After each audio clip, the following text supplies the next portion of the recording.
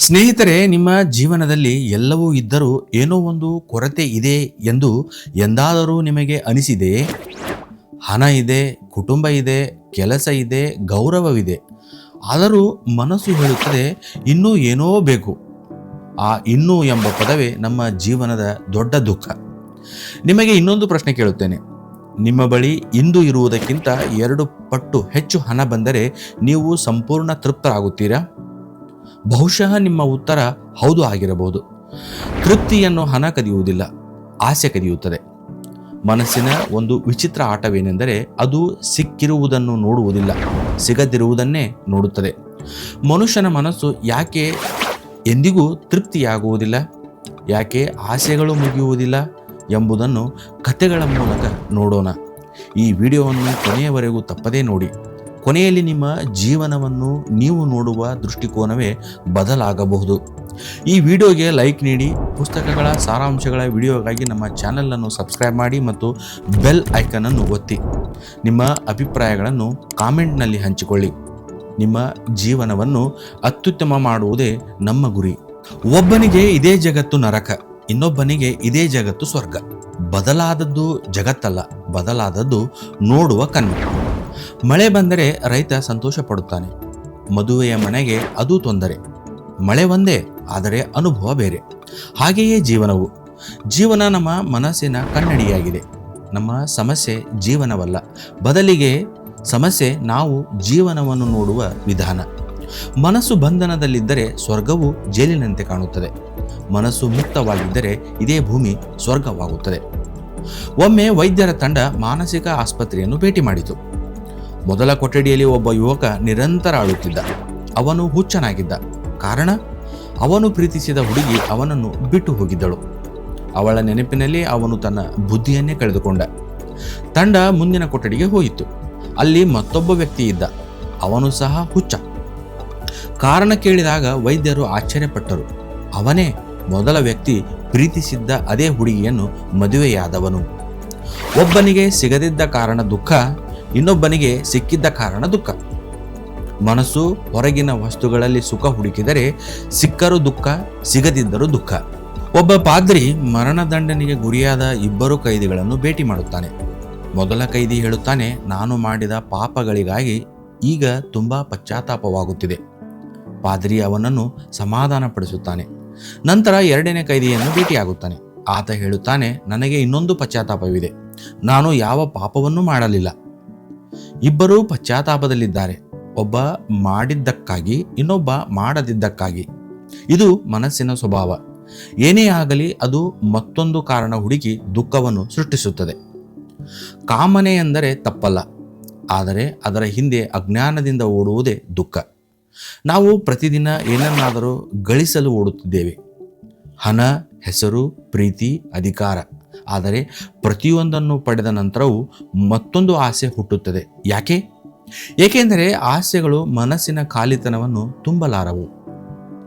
ಒಬ್ಬ ಭಿಕ್ಷುಕ ರಾಜನ ಅರಮನೆಗೆ ಬಂದು ಹೇಳಿದ, ನನ್ನ ಪಾತ್ರೆಯನ್ನು ತುಂಬಿಸಿ. ರಾಜ ಅಹಂಕಾರದಿಂದ ನಕ್ಕ. ಇಷ್ಟು ಚಿಕ್ಕ ಪಾತ್ರೆಯೇ? ಅವನು ಚಿನ್ನದ ನಾಣ್ಯಗಳನ್ನು ಹಾಕಲು ಆದೇಶಿಸಿದ. ಪಾತ್ರೆ ತುಂಬಲಿಲ್ಲ. ಇನ್ನಷ್ಟು ಹಾಕಿದರು. ರಾಜ್ಯದ ಸಂಪತ್ತನ್ನೆಲ್ಲ ಹಾಕಿದರು. ಆದರೂ ಪಾತ್ರೆ ತುಂಬಲಿಲ್ಲ. ಕೊನೆಗೆ ಭಿಕ್ಷುಕ ಹೇಳಿದ, ಈ ಪಾತ್ರೆ ಮನುಷ್ಯನ ತಲೆಬುರುಡೆಯಿಂದ ಮಾಡಲಾಗಿದೆ. ಮಾನವನ ಮನಸ್ಸಿನಂತೆಯೇ ಇದು ಎಂದಿಗೂ ತುಂಬುವುದಿಲ್ಲ. ಮನಸ್ಸಿನ ಪಾತ್ರೆಯನ್ನು ಹೊರಗಿನ ವಸ್ತುಗಳಿಂದ ತುಂಬಲು ಸಾಧ್ಯವಿಲ್ಲ. ಏಕೆಂದರೆ ಅದರ ಹಸಿವು ಹೊರಗಿನದ್ದಲ್ಲ, ಅದರ ಹಸಿವು ಒಳಗಿನದು.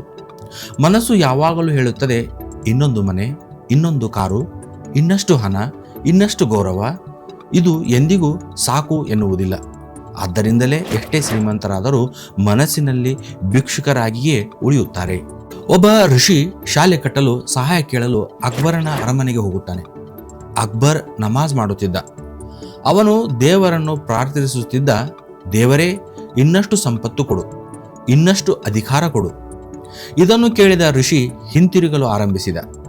ಅಕ್ಬರ್ ಕೇಳಿದ, ಯಾಕೆ ಹಿಂತಿರುಗುತ್ತಿದ್ದೀರಿ? ಋಷಿ ನಕ್ಕು ಹೇಳಿದ, ನಾನು ಭಿಕ್ಷುಕನ ಬಳಿ ಭಿಕ್ಷೆ ಕೇಳಲು ಬಂದಿಲ್ಲ. ನೀನೇ ದೇವರ ಮುಂದೆ ಭಿಕ್ಷೆ ಬೇಡುತ್ತಿದ್ದೀಯಲ್ಲ. ಈ ಕಥೆಯ ಮೂಲಕ ನಾವು ತಿಳಿದುಕೊಳ್ಳುವುದೇನೆಂದರೆ, ರಾಜನಾಗಿದ್ದರೂ ಮನಸ್ಸು ಭಿಕ್ಷುಕವಾಗಿರಬಹುದು. ಹೊರಗಿನ ಶ್ರೀಮಂತಿಕೆ ಒಳಗಿನ ಸಮೃದ್ಧಿಗೆ ಸಮಾನವಲ್ಲ. ಮನುಷ್ಯನಲ್ಲಿ 2 ಜಾಗಗಳಿವೆ. ಒಂದು ಹೊರಗಿನ ಜಗತ್ತು, ಇನ್ನೊಂದು ಒಳಗಿನ ಜಗತ್ತು. ಆದರೆ ನಾವು ಮಾಡುವ ತಪ್ಪು ಏನು? ಒಳಗಿನ ಖಾಲಿತನವನ್ನು ಹೊರಗಿನ ವಸ್ತುಗಳಿಂದ ತುಂಬಲು ಪ್ರಯತ್ನಿಸುತ್ತೇವೆ. ಒಂದು ಮನೆಯಲ್ಲಿರುವ ಸಾಮಾನುಗಳನ್ನು ತೆಗೆದುಕೊಂಡು ಮತ್ತೊಂದು ಮನೆಗೆ ಹಾಕಿದರೆ ಖಾಲಿಯಾದ ಮನೆಯು ತುಂಬುತ್ತದೆಯೇ? ಇಲ್ಲ. ಅದೇ ರೀತಿ ಹಣ, ಸಂಬಂಧ, ಗೌರವ ಇವೆಲ್ಲ ಹೊರಗಿನ ಮನೆಗೆ ಸೇರಿದವು. ಆದರೆ ಒಳಗಿನ ಮನೆ ಖಾಲಿಯೇ ಉಳಿಯುತ್ತದೆ. ಆದ್ದರಿಂದಲೇ ಎಲ್ಲವೂ ಇದ್ದರೂ ಮನುಷ್ಯ ಖಾಲಿತನವನ್ನು ಅನುಭವಿಸುತ್ತಾನೆ. ಹೊರಗಿನ ಸಾಧನೆಗಳನ್ನು ತ್ಯಜಿಸಬೇಕೆಂದಲ್ಲ, ಆದರೆ ಅವುಗಳಿಂದ ಒಳಗಿನ ಶಾಂತಿಯನ್ನು ಹುಡುಕಬೇಡಿ. ಮನಸ್ಸನ್ನು ಗಮನಿಸಿ, ಪ್ರತಿಯೊಂದು ಆಸೆಯನ್ನು ನೋಡಿ, ಪ್ರತಿಯೊಂದು ಕೊರತೆಯನ್ನು ಅರಿತುಕೊಳ್ಳಿ. ಜಾಗೃತಿಯ ಬೆಳಕು ಬಂದಾಗ ಮನಸ್ಸಿನ ಭಿಕ್ಷೆ ನಿಧಾನವಾಗಿ ಕೊನೆಗೊಳ್ಳುತ್ತದೆ. ಆಗ ಜೀವನದಲ್ಲಿ ಮೊದಲ ಬಾರಿಗೆ ಯಾವ ಕಾರಣವಿಲ್ಲದೆ ಸಂತೋಷ ಹುಟ್ಟುತ್ತದೆ. ಅದೇ ನಿಜವಾದ ಮುಕ್ತಿ, ಅದೇ ಧ್ಯಾನದ ಆರಂಭ. ಒಬ್ಬ ಪ್ರಸಿದ್ಧ ಉದ್ಯಮಿ ಆಂಡ್ರ್ಯೂ ಕಾರ್ನಿಗಿ ಒಂದು ಮಾತು ಹೇಳಿದರು. ಅವರು ತಮ್ಮ ಜೀವನದಲ್ಲಿ $10 ಮಿಲಿಯನ್ ಗಳಿಸಬೇಕು ಎಂದು ಗುರಿ ಇಟ್ಟಿದ್ದರು. ಆದರೆ ಜೀವನದ ಕೊನೆಯಲ್ಲಿ ಅವರು ಸುಮಾರು $4 ಮಿಲಿಯನ್ ಗಳಿಸಿದರು. ಸಾಮಾನ್ಯ ಮನುಷ್ಯನಿಗೆ ಇದು ಅಪಾರ ಯಶಸ್ಸು. ಆದರೆ ಅವರಿಗೆ ಸಂತೋಷ ಇರಲಿಲ್ಲ. ಯಾಕೆ? ಅವರ ಕಣ್ಣು 4 ಮಿಲಿಯನ್ ಮೇಲೆ ಇರಲಿಲ್ಲ. ಅವರ ದೃಷ್ಟಿ ತಲುಪದ 6 ಮಿಲಿಯನ್ ಮೇಲೆ ಇತ್ತು. ಮನಸ್ಸು ಸಾಧನೆಯನ್ನು ಎನಿಸುವುದಿಲ್ಲ, ಅದು ಕೊರತೆಯನ್ನು ಮಾತ್ರ ಎನಿಸುತ್ತದೆ. ಅದಕ್ಕಾಗಿ ಒಬ್ಬ ಬಡವನು ಒಂದು ಮನೆ ಇದ್ದರೆ ಸಾಕು ಎಂದುಕೊಳ್ಳುತ್ತಾನೆ. ಮನೆ ಬಂದ ನಂತರ ಕಾರು ಬೇಕು, ಕಾರು ಬಂದ ನಂತರ ದೊಡ್ಡ ಮನೆ ಬೇಕು, ದೊಡ್ಡ ಮನೆ ಬಂದ ನಂತರ ಇನ್ನಷ್ಟು ಹೆಸರು ಬೇಕು. ಕೊನೆಗೆ ಎಲ್ಲವೂ ಇದ್ದರೂ ಒಳಗೆ ಖಾಲಿತನವೇ ಉಳಿಯುತ್ತದೆ. ನೀವು ಯಾವತ್ತಾದರೂ ದೂರದಲ್ಲಿ ನೋಡಿದ್ದೀರಾ? ಆಕಾಶ ಮತ್ತು ಭೂಮಿ ಒಂದೇ ಜಾಗದಲ್ಲಿ ಸೇರುತ್ತಿರುವಂತೆ ಕಾಣುತ್ತದೆ. ನೀವು ಅಲ್ಲಿಗೆ ತಲುಪಲು ಹೊರಟರೆ ಆ ಜಾಗ ಮತ್ತೆ ದೂರ ಹೋಗುತ್ತದೆ. ಮತ್ತೆ ನಡೆಯುತ್ತೀರಿ, ಮತ್ತೆ ಅದು ದೂರವಾಗುತ್ತದೆ. ಕೊನೆಗೆ ಅರ್ಥವಾಗುವುದು, ಆಕಾಶ ಮತ್ತು ಭೂಮಿ ಎಂದಿಗೂ ಸೇರುವುದೇ ಇಲ್ಲ. ಆಸೆಗಳು ಹೀಗೆಯೇ. ನಮಗೆ ಯಾವಾಗಲೂ ಅನಿಸುತ್ತದೆ, ಇದೊಂದು ಸಿಕ್ಕರೆ ನಾನು ಸಂತೋಷವಾಗುತ್ತೇನೆ. ಆದರೆ ಅದು ಸಿಕ್ಕ ಕ್ಷಣದಲ್ಲೇ ಮನಸ್ಸು ಹೊಸ ಗುರಿಯನ್ನು ಸೃಷ್ಟಿಸುತ್ತದೆ. ಅದರ ಕಾರಣ ಆಸೆಯ ಓಟಕ್ಕೆ ಅಂತ್ಯವೇ ಇಲ್ಲ. ಒಂದು ಪುಟ್ಟ ಹುಡುಗಿ, ಅವಳ ಹೆಸರು ಅಲೀಸ್. ಒಂದು ದಿನ ಅವಳು ಸ್ವರ್ಗಕ್ಕೆ ಹೋಗುತ್ತಾಳೆ. ಬೆಳಗ್ಗೆ ಸೂರ್ಯೋದಯವಾಗುತ್ತಿತ್ತು. ಅವಳಿಗೆ ತುಂಬ ಹಸಿವಾಗಿತ್ತು. ಅಷ್ಟರಲ್ಲಿ ಒಬ್ಬ ದೇವದೂತ ಸಿಹಿ ತಿಂಡಿಗಳ ತಟ್ಟೆ ಹಿಡಿದು ನಿಂತಿದ್ದ. ಅವನು ಹೇಳಿದ, ಬಾ ಮಗಳೇ, ಇಲ್ಲಿ ಬಂದು ಸಿಹಿ ತಿನ್ನು. ಅಲೀಸ್ ಓಡತೊಡಗಿದಳು. ಆದರೆ ವಿಚಿತ್ರ ಸಂಗತಿ ನಡೆಯಿತು. ಅವಳು ಎಷ್ಟು ಓಡಿದರೂ ದೇವದೂತ ಅಷ್ಟೇ ದೂರ ಹೋಗುತ್ತಿದ್ದ. ಅವಳು ಆಯಾಸಗೊಂಡಳು. ಆಗ ದೇವದೂತ ಹೇಳಿದ, ಇದು ಆಸೆಯ ದಾರಿ. ಅದರಲ್ಲಿ ಗುರಿ ಯಾವತ್ತೂ ಸಿಗುವುದಿಲ್ಲ. ನೀನು ಓಡುವಷ್ಟು ಗುರಿ ದೂರವಾಗುತ್ತದೆ. ಮನುಷ್ಯನ ಸಂಪೂರ್ಣ ಜೀವನವು ಇದೇ ರೀತಿಯ ಓಟವಾಗಿದೆ. ನಾವು ಈ ಜಗತ್ತಿಗೆ ಬಂದಾಗ ಮೊದಲ ಕೆಲಸ ಅಳುವುದು. ಹೋಗುವಾಗಲೂ ಅಳುವವರ ಮಧ್ಯೆಯೇ ಹೋಗುತ್ತೇವೆ. ಆದರೆ ಮಧ್ಯದಲ್ಲಿರುವ ಜೀವನ, ಅಲ್ಲಿಯೂ ಆಸೆ, ಭಯ, ಹೋರಾಟ ಮತ್ತು ಅತೃಪ್ತಿ. ಈ ಜೀವನದಲ್ಲಿ ಒಂದು ಕ್ಷಣವಾದರೂ ಸಂಪೂರ್ಣ ತೃಪ್ತಿಯಿಂದ ಬದುಕುತ್ತಿದ್ದೇವೆಯೇ? ತೃಪ್ತಿ ಇಲ್ಲದ ಜೀವನ ಜೀವನವಲ್ಲ, ಅದು ನಿರಂತರ ಓಟ. ಹಣ ಹೊರಗಿದೆ, ಸಂಬಂಧಗಳು ಹೊರಗಿವೆ, ಅಧಿಕಾರ ಹೊರಗಿದೆ, ಗೌರವ ಹೊರಗಿದೆ. ಆದರೆ ಖಾಲಿತನ, ಅದು ಒಳಗಿದೆ. ಆದರೆ ನಾವು ಏನು ಮಾಡುತ್ತಿದ್ದೇವೆ? ಒಳಗಿನ ಸಮಸ್ಯೆಗೆ ಹೊರಗಿನ ಪರಿಹಾರ ಹುಡುಕುತ್ತಿದ್ದೇವೆ. ಎಷ್ಟೇ ಓಡಿದರೂ ಒಳಗಿನ ಮನೆ ಖಾಲಿಯೇ ಉಳಿಯುತ್ತದೆ. ಒಬ್ಬ ಅಂಗಡಿಯವನು ತನ್ನ ಅಂಗಡಿಯೊಳಗೆ ನಿಂತು ದಿನವಿಡೀ ಹಣದ ಬಗ್ಗೆ ಯೋಚಿಸುತ್ತಿದ್ದ. ಒಬ್ಬ ಜ್ಞಾನಿ ಅಲ್ಲಿ ಬಂದು ಹೇಳಿದ, ನನಗೆ ಹಣದ ಆಸೆಯೇ ಇಲ್ಲ. ಆದರೆ ಅವನು ಅಂಗಡಿಯ ಹೊರಗೆ ನಿಂತಿದ್ದ. ಒಬ್ಬನು ಅಂಗಡಿಯ ಒಳಗೆ ನಿಂತಿದ್ದಾನೆ, ಇನ್ನೊಬ್ಬ ಅಂಗಡಿಯ ಹೊರಗೆ ನಿಂತಿದ್ದಾನೆ. ಆದರೆ ಇಬ್ಬರ ಮನಸ್ಸಿನಲ್ಲೂ ಹಣವೇ ಇದೆ. ಆದ್ದರಿಂದ ಹೊರಗಿನ ಸ್ಥಾನ ಬದಲಿಸಿದರೆ ಸಾಕಾಗುವುದಿಲ್ಲ, ಮನಸ್ಸು ಬದಲಾಗಬೇಕು. ನೀವು ಯಾವುದನ್ನಾದರೂ ತಪ್ಪಿಸಿಕೊಳ್ಳಲು ಪ್ರಯತ್ನಿಸಿದರೆ ನಿಮ್ಮ ಸಂಪೂರ್ಣ ಗಮನ ಅದೇ ವಿಷಯದ ಮೇಲೆ ಇರುತ್ತದೆ. ಒಬ್ಬ ವ್ಯಕ್ತಿ ದಿನವಿಡೀ ಹೇಳಿಕೊಳ್ಳುತ್ತಾನೆ, ನಾನು ಕೋಪಗೊಳ್ಳಬಾರದು. ಅವನ ಮನಸ್ಸು ಯಾವ ಪದವನ್ನು ಕೇಳುತ್ತಿದೆ? ಕೋಪ, ಕೋಪ, ಕೋಪ. ಇದೇ ರೀತಿ ಕಾಮ ಬೇಡ, ಹಣ ಬೇಡ, ಮದ್ಯ ಬೇಡ. ಮನಸ್ಸು ಬೇಡ ಎಂಬುದನ್ನು ಹಿಡಿಯುವುದಿಲ್ಲ. ಅದು ಕಾಮ, ಹಣ, ಮದ್ಯ ಎಂಬ ಚಿತ್ರವನ್ನೇ ಅಚೇತನದಲ್ಲಿ ಸಂಗ್ರಹಿಸುತ್ತದೆ. ನಿರಾಕರಣೆ ಮುಕ್ತಿಯಲ್ಲ, ಜಾಗೃತಿಯೇ ಮುಕ್ತಿ. ಒಬ್ಬ ಸೇನಾ ಕಮಾಂಡರ್ ವರ್ಷಗಳ ಕಾಲ ತರಬೇತಿ ಪಡೆದಿದ್ದ. ಒಂದು ದಿನ ಯಾರೋ ರಸ್ತೆಯಲ್ಲಿ ಜೋರಾಗಿ ಅಟೆನ್ಷನ್ ಎಂದು ಕೂಗಿದರು. ಅವನು ಯೋಚಿಸದೆ ನೇರವಾಗಿ ನಿಂತ. ಅದು ಅವನ ಅಭ್ಯಾಸವಾಗಿತ್ತು. ಮನಸ್ಸು ಇದೇ ರೀತಿಯ ಅಭ್ಯಾಸಗಳನ್ನು ಮಾಡಿಕೊಳ್ಳುತ್ತದೆ. ಯಾವ ಭಾವನೆಯನ್ನು ನೀವು ವರ್ಷಗಳ ಕಾಲ ಒತ್ತಿ ಹಾಕುತ್ತೀರೋ ಅದು ನಿಮ್ಮೊಳಗೆ ಇನ್ನಷ್ಟು ಬಲವಾಗುತ್ತದೆ. ಅದಕ್ಕಾಗಿಯೇ ಕೆಲವೊಮ್ಮೆ ವಯಸ್ಸಾದ ವ್ಯಕ್ತಿಯಲ್ಲೇ ಯುವಕನಿಗಿಂತ ಹೆಚ್ಚು ಕಾಮಾಸಕ್ತಿ ಕಾಣಬಹುದು. ಅದು ಸ್ವಾಭಾವಿಕ ಆಸೆಯಲ್ಲ, ವರ್ಷಗಳ ಕಾಲ ಒತ್ತಿ ಹಾಕಿದ ಶಕ್ತಿಯ ಸ್ಫೋಟ. ಸಿಗ್ಮಂಡ್ ಫ್ರಾಯ್ಡ್ ಹೇಳುತ್ತಾರೆ, ನಾವು ಹಗಲಿನಲ್ಲಿ ಒತ್ತಿ ಹಾಕಿದ ಆಸೆಗಳು ರಾತ್ರಿ ಕನಸಿನಲ್ಲಿ ಹೊರಬರುತ್ತವೆ. ಆದ್ದರಿಂದಲೇ ಅನೇಕ ಸನ್ಯಾಸಿಗಳಿಗೂ ವಿಚಿತ್ರ ಕನಸುಗಳು ಬರುತ್ತವೆ. ಕಣ್ಣು ಮುಚ್ಚಿದರೆ ಆಸೆಗಳು ಮಾಯವಾಗುವುದಿಲ್ಲ, ಅವು ಇನ್ನಷ್ಟು ಬಣ್ಣ ಬಣ್ಣವಾಗಿ ಕಾಣುತ್ತವೆ. ಕಣ್ಣು ಮುಚ್ಚುವುದರಿಂದ ಮುಕ್ತಿ ಸಿಗುವುದಿಲ್ಲ. ಕಣ್ಣು ತೆರೆದು ಜಾಗೃತಿಯಿಂದ ನೋಡುವುದರಿಂದ ಮಾತ್ರ ಮುಕ್ತಿ ಸಿಗುತ್ತದೆ. ಒಂದು ಸುಂದರ ಹೂವನ್ನು ನೀವು ಜಾಗೃತಿಯಿಂದ ನೋಡಿದರೆ ಅದರ ಸೌಂದರ್ಯ ಕಾಣುತ್ತದೆ. ಅದನ್ನು ಸ್ವಾಧೀನಪಡಿಸಿಕೊಳ್ಳುವ ಆಸೆ ಕಡಿಮೆಯಾಗುತ್ತದೆ.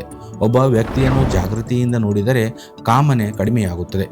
ಏಕೆಂದರೆ ಜಾಗೃತಿ ಇರುವ ಜಾಗದಲ್ಲಿ ಅಂದ ಓಟ ಇರುವುದಿಲ್ಲ. ಆಕರ್ಷಣೆ ನಿಧಾನವಾಗಿ ಕರಗುತ್ತದೆ. ನಿಮ್ಮ ಸಮಸ್ಯೆ ಆಸೆಗಳಿರುವುದಲ್ಲ, ಆಸೆಗಳ ಹಿಂದೆ ಅಜ್ಞಾನದಿಂದ ಓಡುವುದು. ನಿಮ್ಮ ಸಮಸ್ಯೆ ಹಣವಲ್ಲ, ಹಣದಿಂದ ಸಂತೋಷವನ್ನು ಖರೀದಿಸಬಹುದು ಎಂಬ ಭ್ರಮೆ. ನಿಮ್ಮ ಸಮಸ್ಯೆ ಜಗತ್ತಲ್ಲ, ಜಗತ್ತಿನಿಂದ ಒಳಗಿನ ಖಾಲಿತನವನ್ನು ತುಂಬಬಹುದು ಎಂಬ ತಪ್ಪು ನಂಬಿಕೆ. ಒಮ್ಮೆ ನೀವು ನಿಮ್ಮೊಳಗೆ ತಿರುಗಿ ನೋಡಿದರೆ ಮನಸ್ಸಿನ ಭಿಕ್ಷುಕ ನಿಧಾನವಾಗಿ ಮಾಯವಾಗುತ್ತಾನೆ. ಆಗ ಮೊದಲ ಬಾರಿಗೆ ಯಾವುದನ್ನು ಪಡೆಯದೆ ಸಂತೋಷವಾಗಬಹುದು. ಅದೇ ನಿಜವಾದ ಸ್ವಾತಂತ್ರ್ಯ. ನಿಮಗೆ ಒಂದು ವಿಚಿತ್ರ ಪ್ರಶ್ನೆ ಕೇಳುತ್ತೇನೆ. ಯಾರಾದರೂ ಒಂದು ಬಾಗಿಲಿನ ಮೇಲೆ ಒಳಗೆ ಬರಬಾರದು ಎಂದು ಬರೆದಿದ್ದರೆ ನಿಮ್ಮ ಮನಸ್ಸಿಗೆ ಏನು ಅನಿಸುತ್ತದೆ? ನಮಗೆ ಅನುಮತಿ ಸಿಕ್ಕಿರುವ ವಿಷಯಗಳಿಗಿಂತ ನಿಷೇಧಿಸಿರುವ ವಿಷಯಗಳೇ ಹೆಚ್ಚು ಆಕರ್ಷಕವಾಗಿ ಕಾಣುತ್ತವೆ. ಒಂದು ಫಲಕದ ಮೇಲೆ ಓನ್ಲಿ ಫಾರ್ ಸ್ಟಾಫ್, ಪ್ರವೇಶ ನಿಷೇಧ ಅಥವಾ ಮುಟ್ಟಬೇಡಿ ಎಂದು ಬರೆದಿದ್ದರೆ ನಮ್ಮ ಕುತೂಹಲ ತಕ್ಷಣ ಹೆಚ್ಚಾಗುತ್ತದೆ. ಏಕೆಂದರೆ ಮನಸ್ಸಿಗೆ ನಿಷೇಧ ಎಂದರೆ ಸವಾಲು. ನಾವು ಆ ವಸ್ತುವನ್ನು ಅದರ ನಿಜವಾದ ಮೌಲ್ಯಕ್ಕಾಗಿ ನೋಡುತ್ತಿಲ್ಲ, ನಮ್ಮ ಅಹಂಕಾರಕ್ಕೆ ಅದು ಒಂದು ಸವಾಲಾಗಿ ಕಾಣುತ್ತದೆ. ನಿಷೇಧವನ್ನು ಹೆಚ್ಚಿಸಿದಷ್ಟು ಆಕರ್ಷಣೆಯೂ ಹೆಚ್ಚುತ್ತದೆ. ಆದ್ದರಿಂದ ಜೀವನವನ್ನು ನಿರ್ಣಯದಿಂದಲ್ಲ, ಜಾಗೃತಿಯಿಂದ ನೋಡಿ. ಒಳ್ಳೆಯದು ಕೆಟ್ಟದ್ದು ಎಂದು ತೀರ್ಪು ನೀಡುವ ಮೊದಲು ಅದನ್ನು ಸಂಪೂರ್ಣವಾಗಿ ಗಮನಿಸಿ. ಒಬ್ಬ ಮಹಾಜ್ಞಾನಿ ತನ್ನ ಮಗನಿಗೆ ಕೊನೆಯದಾಗಿ ಒಂದು ರಹಸ್ಯ ಹೇಳಿದ. ಮಗನೇ, ನಿನ್ನೊಳಗೆ ಯಾವ ಭಾವನೆ ಬಂದರೂ ಅದನ್ನು ತಡೆಯಬೇಡ, ಅದನ್ನು ಬೆಂಬಲಿಸಬೇಡ, ಅದನ್ನು ಖಂಡಿಸಬೇಡ, ಕೇವಲ ಗಮನಿಸು. ಕೋಪ ಬಂದರೆ ಇದು ಕೆಟ್ಟದ್ದು ಎಂದು ಹೇಳಬೇಡ. ಕಾಮ ಬಂದರೆ ನಾನು ಪಾಪಿ ಎಂದುಕೊಳ್ಳಬೇಡ. ಭಯ ಬಂದರೆ ಅದರಿಂದ ಓಡಬೇಡ. ಕೇವಲ ಸಾಕ್ಷಿಯಾಗಿ ನೋಡು. ಯಾಕೆಂದರೆ ಜಾಗೃತಿ ಇರುವ ಜಾಗದಲ್ಲಿ ಭಾವನೆಗಳು ನಿಧಾನವಾಗಿ ತಮ್ಮ ಶಕ್ತಿಯನ್ನು ಕಳೆದುಕೊಳ್ಳುತ್ತವೆ. ಸಾಮಾನ್ಯವಾಗಿ ನಾವು ಕೋಪವನ್ನು ಶತ್ರುವಾಗಿ ನೋಡುತ್ತೇವೆ. ಕೋಪಕ್ಕೂ ಎರಡು ಮುಖಗಳಿವೆ, ಒಂದು ವಿನಾಶಕಾರಿ, ಇನ್ನೊಂದು ಸೃಜನಶೀಲ. ಕೋಪವೇ ಇಲ್ಲದಿದ್ದರೆ ಅನ್ಯಾಯದ ವಿರುದ್ಧ ಹೋರಾಡುವ ಶಕ್ತಿಯೂ ಇರುವುದಿಲ್ಲ, ಜೀವನದಲ್ಲಿ ಉತ್ಸಾಹವೂ ಇರುವುದಿಲ್ಲ. ಸಮಸ್ಯೆ ಕೋಪದಲ್ಲ, ಸಮಸ್ಯೆ ಕೋಪ ನಮ್ಮನ್ನು ನಡೆಸುವುದರಲ್ಲಿ. ನಾವು ಕೋಪವನ್ನು ಜಾಗೃತಿಯಿಂದ ನೋಡಿದರೆ ಅದೇ ಶಕ್ತಿ ಧೈರ್ಯವಾಗುತ್ತದೆ, ನ್ಯಾಯಕ್ಕಾಗಿ ನಿಲ್ಲುವ ಶಕ್ತಿಯಾಗುತ್ತದೆ. ಕಾಮವನ್ನು ನಾವು ಕೇವಲ ಅದರ ಕೆಳಮಟ್ಟದ ರೂಪದಲ್ಲಿ ಮಾತ್ರ ನೋಡುತ್ತೇವೆ. ಆದರೆ ಅದೇ ಶಕ್ತಿ ಕಲೆಯಾಗಬಹುದು, ಸಂಗೀತವಾಗಬಹುದು, ಕಾವ್ಯವಾಗಬಹುದು, ಧ್ಯಾನವಾಗಬಹುದು. ಜೀವನದಲ್ಲಿ ಸೃಜನಶೀಲತೆಯ ಮೂಲವು ಇದೇ ಜೀವಶಕ್ತಿ. ನಾವು ಅದನ್ನು ಒತ್ತಿ ಹಾಕಿದರೆ ಅದು ವಿಕೃತಿಯಾಗುತ್ತದೆ. ಅದನ್ನು ಜಾಗೃತಿಯಿಂದ ಪರಿವರ್ತಿಸಿದರೆ ಅದೇ ಶಕ್ತಿ ಸೃಷ್ಟಿಯಾಗುತ್ತದೆ. ಒಂದು ಮನೆಯ ಮುಂದೆ ಕಸದ ರಾಶಿ ಇದೆ ಎಂದು ಊಹಿಸಿಕೊಳ್ಳಿ. ಒಬ್ಬನು ಅದರೊಳಗೆ ಹೋಗಿ ಬದುಕುತ್ತಾನೆ, ದುರ್ವಾಸನೆ ಮಾತ್ರ ಸಿಗುತ್ತದೆ. ಇನ್ನೊಬ್ಬನು ಕಸವನ್ನು ನೋಡಿ ಓಡಿ ಹೋಗುತ್ತಾನೆ, ಅವನಿಗೆ ಅದರ ಉಪಯೋಗ ಸಿಗುವುದಿಲ್ಲ. ಆದರೆ ಒಬ್ಬ ತೋಟಗಾರ ಏನು ಮಾಡುತ್ತಾನೆ? ಅದೇ ಕಸವನ್ನು ಗೊಬ್ಬರವಾಗಿ ಬಳಸುತ್ತಾನೆ. ಕೆಲವು ತಿಂಗಳ ನಂತರ ಅಲ್ಲೇ ಸುಂದರವಾದ ಹೂಗಳು ಅರಳುತ್ತವೆ. ಕೋಪ, ಕಾಮ, ಅಸೂಯೆ, ಭಯ ಇವೆಲ್ಲವೂ ನಿಮ್ಮ ಜೀವನದ ಕಸ ಅಲ್ಲ, ಅವು ಕಚ್ಚಾ ಶಕ್ತಿಗಳು. ಜಾಗೃತಿಯ ಗೊಬ್ಬರ ಸಿಕ್ಕರೆ ಅವೇ ಧ್ಯಾನ, ಪ್ರೀತಿ ಮತ್ತು ಕರುಣೆಯ ಹೂಗಳಾಗಿ ಅರಳುತ್ತವೆ. ಒಬ್ಬ ವ್ಯಕ್ತಿ ಮನೆಯಿಂದ ಹೊರಬರಲು ಗೋಡೆಯನ್ನು ಒಡೆಯಲು ಶುರು ಮಾಡಿದರೆ ಅವನನ್ನು ನಾವು ಹುಚ್ಚನೆಂದು ಕರೆಯುತ್ತೇವೆ. ಏಕೆಂದರೆ ಮನೆಗೆ ಈಗಾಗಲೇ ಬಾಗಿಲಿದೆ, ನಾವು ಹಾಗೆಯೇ ಬದುಕುತ್ತಿದ್ದೇವೆ. ಮನಸ್ಸಿನಿಂದ ಹೊರಬರಲು ಒತ್ತಿ ಹಾಕುವಿಕೆ, ಹೋರಾಟ, ತಪ್ಪಿಸಿಕೊಳ್ಳುವುದು ಇವೆಲ್ಲ ಗೋಡೆಯನ್ನು ಒಡೆಯುವ ಪ್ರಯತ್ನಗಳು. ಬಾಗಿಲು ಒಂದೇ, ಅದು ಜಾಗೃತಿ. ಕಣ್ಣು ತೆರೆಯಿರಿ, ಮನಸ್ಸನ್ನು ನೋಡಿ, ಬಾಗಿಲು ತೆರೆದುಕೊಳ್ಳುತ್ತದೆ. ಒಬ್ಬ ರಾಜ ಜ್ಞಾನಿಯ ಬಳಿಗೆ ಹೋದ. ತನ್ನ ಮನಸ್ಸಿಗೆ ಶಾಂತಿ ಇಲ್ಲ ಎಂದು ಹೇಳಿದ. ಜ್ಞಾನಿ ಹೇಳಿದರು, ನಾಳೆ ಬೆಳಿಗ್ಗೆ ನಿನ್ನ ಮನಸ್ಸನ್ನು ತೆಗೆದುಕೊಂಡು ಬಾ. ಮುಂದಿನ ದಿನ ರಾಜ ಜ್ಞಾನಿಯ ಜಾಗಕ್ಕೆ ಬಂದ. ಜ್ಞಾನಿ ಕೇಳಿದರು, ನಿನ್ನ ಮನಸ್ಸು ಎಲ್ಲಿದೆ? ರಾಜ ಗೊಂದಲಗೊಂಡ. ನಾನು ಹಿಡಿದು ತರಲಾಗಲಿಲ್ಲ ಎಂದ. ಜ್ಞಾನಿ ನಕ್ಕು ಕೇಳಿದರು, ನೀನು ಹಿಡಿಯಲಾರದ್ದದ್ದೇ ನಿನ್ನನ್ನು ಹೇಗೆ ಹಿಡಿದಿದೆ? ಆ ಕ್ಷಣ ರಾಜ ಮೌನನಾದ. ಅವನಿಗೆ ಅರ್ಥವಾಯಿತು, ಮನಸ್ಸು ಒಂದು ವಸ್ತುವಲ್ಲ, ಅದು ನಿರಂತರ ಹರಿಯುವ ಆಲೋಚನೆಗಳ ಪ್ರವಾಹ. ನಾವು ಅದನ್ನು ಗಮನಿಸಿದ ಕ್ಷಣ ಅದರ ಹಿಡಿತ ಕಡಿಮೆಯಾಗುತ್ತದೆ. ಒಬ್ಬ ಭಿಕ್ಷುಕ 30 ವರ್ಷಗಳ ಕಾಲ ಒಂದೇ ಸ್ಥಳದಲ್ಲಿ ಕುಳಿತು ಭಿಕ್ಷೆ ಬೇಡುತ್ತಿದ್ದ. ಅವನು ಸತ್ತ ನಂತರ ಜನರು ಆ ಜಾಗವನ್ನು ಅಗೆದರು. ಅಲ್ಲಿ ಅಪಾರವಾದ ನಿಧಿ ಸಿಕ್ಕಿತು. 30 ವರ್ಷಗಳ ಕಾಲ ಅವನು ನಿಧಿಯ ಮೇಲೆಯೇ ಕುಳಿತಿದ್ದ. ಆದರೆ ಅವನ ದೃಷ್ಟಿ ಯಾವಾಗಲೂ ಹೊರಗೆ ಇತ್ತು. ನಾವು ಹಾಗೆಯೇ. ಪ್ರೀತಿ, ಆನಂದ, ಶಾಂತಿ ನಮ್ಮೊಳಗೆ ಇವೆ. ಆದರೆ ನಾವು ಕೋಪ, ಕಾಮ, ಭಯ ಮತ್ತು ಹಣದ ಹಿಂದೆ ಭಿಕ್ಷೆ ಬೇಡುತ್ತಾ ಬದುಕುತ್ತಿದ್ದೇವೆ. ಒಬ್ಬ ವ್ಯಕ್ತಿ ಚಿನ್ನದ ಗಣಿ ಇದೆ ಎಂದು ಭಾವಿಸಿ ಒಂದು ಬೆಟ್ಟವನ್ನು ಖರೀದಿಸಿದ. ತಿಂಗಳುಗಟ್ಟಲೆ ಅಗೆದ. ಚಿನ್ನ ಸಿಗಲಿಲ್ಲ. ನಿರಾಶನಾಗಿ ಎಲ್ಲವನ್ನೂ ಮಾರಿಬಿಟ್ಟ. ಹೊಸ ವ್ಯಕ್ತಿ ಅದನ್ನು ಖರೀದಿಸಿದ. ಅವನು ಯೋಚಿಸಿದ, ಬಹುಶಃ ಇನ್ನೊಂದು ಅಡಿ ಅಗೆದರೆ ಸಾಕಾಗಬಹುದು. ಅವನು ಅಗೆದ. ನಿಜವಾಗಿಯೂ ಚಿನ್ನ ಸಿಕ್ಕಿತು. ಧ್ಯಾನವು ಹೀಗೆಯೇ. ಅನೇಕರು ಕೊನೆಯ ಕ್ಷಣದಲ್ಲಿ ಕೈ ಬಿಡುತ್ತಾರೆ. ಆದರೆ ಸತ್ಯ ಬಹುಶಃ ಇನ್ನೊಂದು ಹೆಜ್ಜೆ ದೂರದಲ್ಲಿರಬಹುದು. ಆದ್ದರಿಂದ ಜಾಗೃತಿಯ ಪಯಣವನ್ನು ಮಧ್ಯದಲ್ಲೇ ಬಿಡಬೇಡಿ. ಪಾಪ ಮತ್ತು ದೇವರು ಎರಡು ಬೇರೆ ಬೇರೆ ವಸ್ತುಗಳಲ್ಲ, ಒಂದೇ ಶಕ್ತಿ. ಅಜ್ಞಾನದಲ್ಲಿ ಹರಿದರೆ ಪಾಪ, ಜಾಗೃತಿಯಲ್ಲಿ ಅರಳಿದರೆ ದೈವತ್ವ. ಕೋಪ ಜಾಗೃತಿ ಇಲ್ಲದೆ ಹರಿದರೆ ಹಿಂಸೆ. ಅದೇ ಕೋಪ ಜಾಗೃತಿಯೊಂದಿಗೆ ಬಂದರೆ ನ್ಯಾಯಕ್ಕಾಗಿ ನಿಲ್ಲುವ ಧೈರ್ಯ. ಕಾಮ ಅಜ್ಞಾನದಲ್ಲಿ ಹರಿದರೆ ಬಂಧನ. ಅದೇ ಶಕ್ತಿ ಜಾಗೃತಿಯಲ್ಲಿ ಹರಿದರೆ ಪ್ರೀತಿ ಮತ್ತು ಸೃಜನಶೀಲತೆ. ಆದ್ದರಿಂದ ಸಮಸ್ಯೆ ಶಕ್ತಿಯಲ್ಲಿಲ್ಲ, ದಿಕ್ಕಿನಲ್ಲಿ ಇದೆ. ಒಬ್ಬ ಚರ್ಚ್ ಫಾದರ್ ಚರ್ಚ್ನ ಮಕ್ಕಳ ಶಿಕ್ಷಣಕ್ಕಾಗಿ ಜನರಿಂದ ಹಣ ಸಂಗ್ರಹಿಸಬೇಕೆಂದರು. ಅವರು ಒಂದು ಉಪಾಯ ಮಾಡಿದರು. ನಿನ್ನೆ ರಾತ್ರಿ ಒಬ್ಬ ಯುವತಿ ನನ್ನ ಬಳಿ ಬಂದು ತನ್ನ ಪ್ರಿಯಕರನ ಹೆಸರನ್ನು ಹೇಳಿದ್ದಾಳೆ. ಪ್ರತಿಯೊಬ್ಬರೂ $1 ಕೊಡದಿದ್ದರೆ ಅವನ ಹೆಸರನ್ನು ಎಲ್ಲರ ಮುಂದೆ ಹೇಳುತ್ತೇನೆ ಎಂದರು. ಅಲ್ಲಿದ್ದ ಅನೇಕ ಪುರುಷರು ತಕ್ಷಣ $1 ಕೊಟ್ಟರು. ಒಬ್ಬ ವ್ಯಕ್ತಿ ಮಾತ್ರ ಕಡಿಮೆ ಹಣ ನೀಡಿ ಉಳಿದಿದ್ದನ್ನು ನಾಳೆ ಕೊಡುತ್ತೇನೆ ಎಂದು ಪತ್ರ ಬರೆದ. ಈ ಕತೆ ನಮಗೆ ನಾವು ಹೊರಗೆ ಎಷ್ಟೇ ಒಳ್ಳೆಯವರಂತೆ ಕಾಣಿಸಿಕೊಂಡರೂ ಮನಸ್ಸಿನೊಳಗೆ ಅನೇಕ ರಹಸ್ಯಗಳು ಅಡಗಿರುತ್ತವೆ ಎಂದು ತೋರಿಸುತ್ತದೆ. ಇತರರನ್ನು ತೀರ್ಪು ಮಾಡುವ ಮೊದಲು ನಮ್ಮೊಳಗಿನ ಮನಸ್ಸನ್ನು ಜಾಗೃತಿಯಿಂದ ಗಮನಿಸಬೇಕು. ಸ್ನೇಹಿತರೆ, ಕೋಪದಿಂದ ಓಡಬೇಡಿ. ಕಾಮವನ್ನು ದ್ವೇಷಿಸಬೇಡಿ. ಭಯವನ್ನು ಒತ್ತಿ ಹಾಕಬೇಡಿ. ಅವುಗಳೊಂದಿಗೆ ಹೋರಾಡಬೇಡಿ.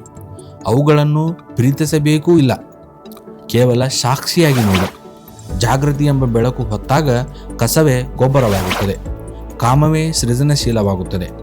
ಕೋಪವೇ ಶಕ್ತಿಯಾಗುತ್ತದೆ. ಭಯವೇ ಜ್ಞಾನವಾಗುತ್ತದೆ. ಮತ್ತು ಮನಸ್ಸಿನ ಭಿಕ್ಷುಕನು ಅಂತರಂಗದ ರಾಜನಾಗಿ ಪರಿವರ್ತನೆಗೊಳ್ಳುತ್ತಾನೆ. ನಿಜವಾದ ಧ್ಯಾನ, ಅದೇ ನಿಜವಾದ ಮುಕ್ತಿ.